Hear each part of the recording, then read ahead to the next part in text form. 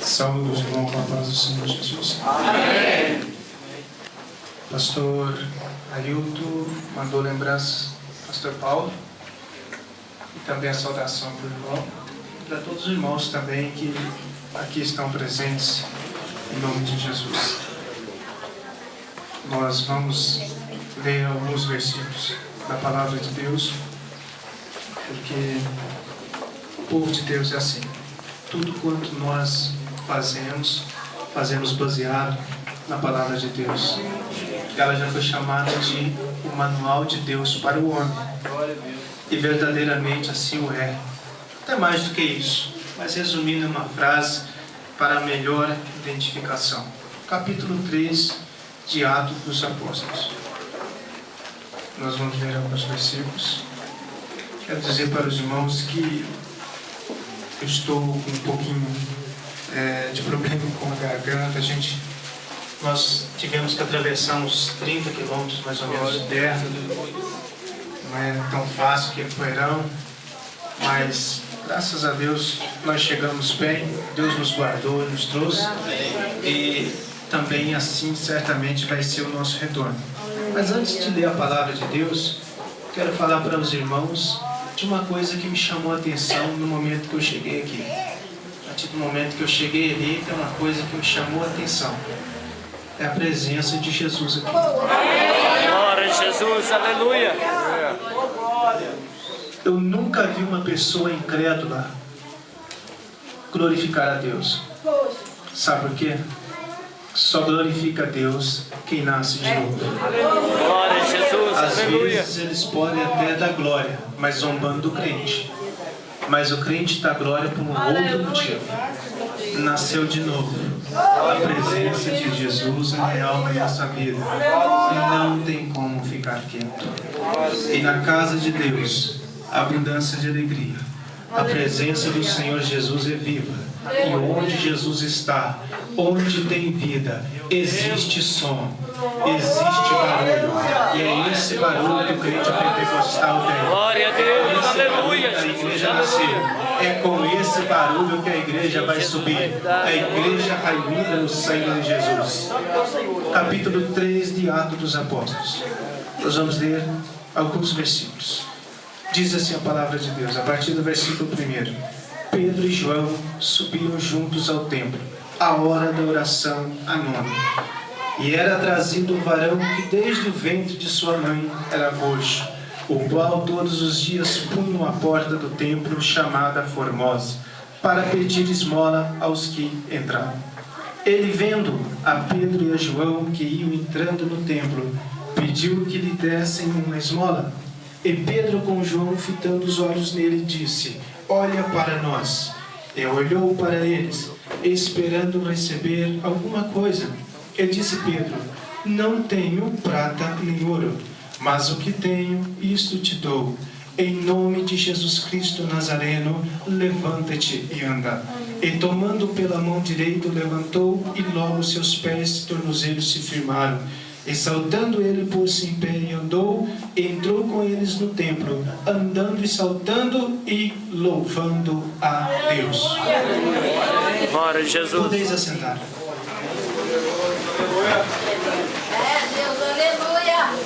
É o 10º congresso de festividade com o tema Igreja é já a última hora. Que tema, hein? Que bênção de Deus. Este tema, confesso aos irmãos, que certamente teríamos que ter muito tempo para falar de todos os assuntos que estão relacionados a este tema. A igreja é já a última hora. Teríamos que falar um pouco de escatologia, ou seja, a doutrina das últimas coisas, pois estamos falando de já a última hora. Mas, como o tempo não nos permite, viremos voltar a nossa atenção para o livro de Atos dos Apóstolos. O livro de Atos dos Apóstolos, ele contém um valor muito grande, histórico bíblico, principalmente para a igreja. Nós temos informações nos evangelhos a respeito do ministério permeante de Cristo encarnado na face dessa terra há 2000 anos atrás. Mas no livro de Atos dos Apóstolos, nós temos uma informação de como iniciou a era do cristianismo, ou a era em que iniciou a Igreja de Cristo, a atuação da Igreja de Jesus Cristo na face da terra. O livro de Atos dos Apóstolos nos traz informação de como foi criado esta instituição chamada Igreja. Jesus havia prometido isso no capítulo 16 de Mateus, quando ele diz para um dos seus discípulos, ou melhor dizendo, para Pedro: Pedro, tu és apenas Pedro, e sobre esta pedra, referia-se a ele, eu edificarei a minha igreja, e ela, as portas do inferno, não prevalecerá contra esta igreja.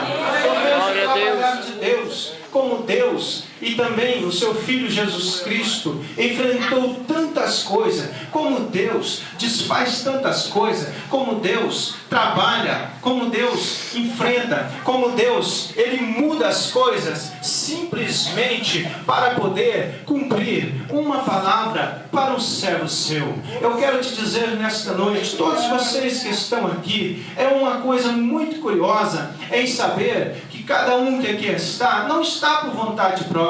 Existe pessoa na obra de Deus, eu não conheço a vida de nenhum dos irmãos, mas estou falando aqui por tese e sei que estou falando para um povo de entendimento, pois a Bíblia diz que o povo de Deus tem a mente de Cristo e sabe tudo. Mas é interessante que alguém às vezes diz: olha, deixa o irmão fazer, é melhor o outro irmão fazer, a jovem fazer, porque eu não sei, eu não sou capacitado. Meu irmão e minha irmã, jovens, eu quero te dizer uma coisa: Jesus não enganou ao te chamar, foi Ele que te chamou. Glória a Deus, aleluia. E foi por engano. Olha, eu chamei fulano de tal, eu enganei. Pai, me ajuda aqui, o que eu faço? Eu tenho que trazer outro para substituir.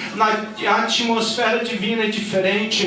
Jesus te chamou. Sabe o que a Bíblia diz? Antes de você ser gerado no ventre da sua mãe, Ele já havia te escolhido e te escolheu. Glória a Deus, aleluia. Desta igreja, para fazer parte desta instituição.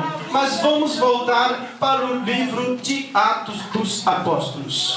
Existe aqui muitas divisões, mas existem as 3 divisões principais nesse livro de Atos dos Apóstolos. O Atos dos Apóstolos, ele tem aqui um dos seus temas mais importantes, mais sugestivo para nós entendermos um pouco mais da história da criação da igreja e do agir do Espírito de Deus aqui. Primeiro, nós entendemos que Cristo é o centro de tudo. Segundo, nós entendemos que a igreja é um instrumento. E terceiro, nós entendemos que o Espírito Santo é o poder. Glória a Jesus. Glória a Deus, aleluia. Existe ainda mais 3 divisões nos evangelhos. Nós temos um evangelho histórico, nós temos um evangelho profético e nós temos um evangelho de boas novas. Para não tomar muito tempo, vamos falar um pouquinho de evangelho profético, pois o evangelho também é profético. Então nós vamos falar de profecia. Para que serve uma profecia dentro de um contexto bíblico? Para muitas coisas, mas eu quero chamar a tua atenção para um episódio da palavra de Deus. Dois discípulos haviam caminhando depois da morte de Cristo. Eles não tinham mais informação. Estavam em Jerusalém e voltaram para um lugar chamado Emaús. E no caminho, eles estavam sem esperança. Eles estavam desnorteados. Eles haviam perdido a fé. Estavam, por outras palavras, acabados espiritualmente. Mas de repente aparece um ao lado deles e começa a conversar com eles. E este um que nós sabemos hoje, que chama-se Jesus Cristo ressuscitado, começou então a falar de profecias para eles. E aquela profecia que ele começou a falar foi edificando a fé deles, foi edificando a fé deles, foi edificando a fé deles.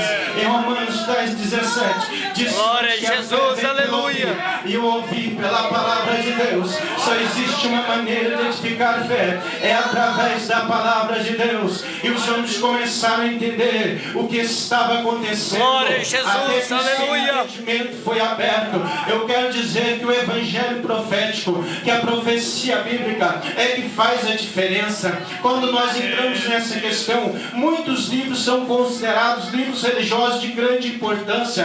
Tem o Veda do hinduísmo, tem o Corão, melhor dizendo, o Corão do islamismo. Todos esses livros são considerados livros livros sagrados, mas nenhum se compara à palavra de nosso Deus, pois Deus usou a profecia há 2000 anos atrás e está cumprindo até agora. Uma das mais verídicas: as portas do inferno não prevalecerão contra a minha igreja. No seu trabalho, na escola, onde você está, existe uma nuvem de demônios pelejando contra você, mas eu quero te dizer que não prevaleceu e nem vai prevalecer. Foi Jesus que constituiu a tua vida, foi Jesus que te levantou. E eu pago para ver quem derrota o crente que está na presença de Deus. O crente sente a presença de Deus, o crente fala em mistério com Deus, o crente sente a glória de Deus, o crente prega a palavra de Deus, porque foi Jesus que te edificou. Glória a Jesus. Fique à vontade, pode falar em mistério, pode profetizar, eu gosto é disso. A igreja de Cristo é pentecostal, a igreja de Cristo é pentecostal mesmo. Glória a Jesus.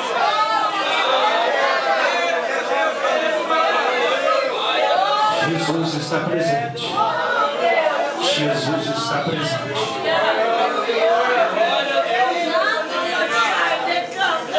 Ainda falando de profecia, no livro de Ezequiel, a Bíblia diz, se não estiver enganado, capítulo 16, a Bíblia diz que chegariam dias em que o povo de Deus não mais comentaria acerca de todos aqueles sinais que aconteceu no êxodo de Israel do Egito. São 10 milagres que o Senhor operou lá na terra do Egito para tirar Israel, e foi visível. Às vezes nós lemos a Bíblia Sagrada e nós falamos: que povo incrédulo, porque posteriormente a esses acontecimentos, parte daquele povo rebeliou e pecou contra Deus. Então nós não conseguimos entender porque pessoas que viram tantos sinais, viram com os seus próprios olhos e depois distanciou e pecou contra Deus. Meus irmãos, eu quero dizer para vocês que no livro de Ezequiel, a Bíblia diz que o povo não mais comentaria que aquele povo havia havido um grande sinal, mas a Bíblia lá diz que para os nossos dias, meu e seu, haveria um sinal maior do que aquele sinal ainda. Lembrando que nós estamos falando de evangelho profético. Lembrando que a profecia serve para trazer a fé de volta, para edificar a fé do crente, para fazer o crente ficar com os olhos mais abertos, para fazer o crente entender mais as coisas de Deus e o cumprimento da palavra de Deus. Igreja, é já a última hora, e para a igreja que já é a última hora, nós precisamos saber nesta noite o que nós temos que fazer, para que fomos chamados, para adorar, louvar a Deus, mas também para servir a Deus. Nós vamos aos poucos falar aqui do texto que nós temos nesta noite, da vida de dois servos de Deus e de uma outra pessoa que ficava do lado de fora do templo de Deus. Oh, Jesus. Glória a Deus. Aleluia. Glória a Jesus. Evangelho profético. Evangelho profético. Capítulo 11 de Marcos, a partir do versículo 12. Diz assim a palavra de Deus: que Jesus, após ter realizado milagres, estava caminhando para uma outra localidade. Ele passa perto de uma figueira. Ele olha para aquela figueira e não havia fruto na figueira. A Bíblia diz que Jesus então a amaldiçoou e disse que não era mais para ver fruto daquela figueira. No dia seguinte, quando passaram pelo mesmo lugar, os discípulos observaram que a figueira estava seca. Nós estamos falando de evangelho profético. Voltando para o que é a figueira. No livro de Oséias, capítulo de número 6, a figueira, segundo a própria Bíblia revela, é Israel.